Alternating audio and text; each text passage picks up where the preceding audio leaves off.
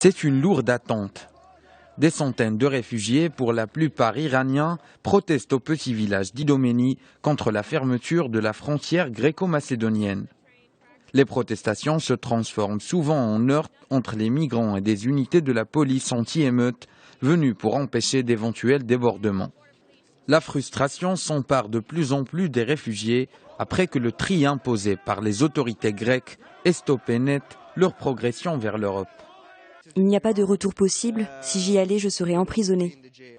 Depuis le 19 novembre, la Macédoine et la Serbie n'acceptent plus que les migrants originaires de 3 pays, la Syrie, l'Afghanistan et l'Irak.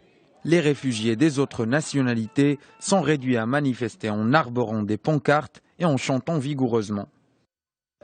Les forces de la police ont formé un mur humain devant les protestataires dans une ambiance électrique. Les protestataires s'indignent de la réaction de la police. Leur but n'est pas de susciter des confrontations, mais de forcer les autorités à reconsidérer leurs décisions. Je ne veux qu'être libre. Je veux être libre comme le reste des hommes. Les tensions s'additionnent après la mort par électrocution d'un jeune migrant, probablement marocain.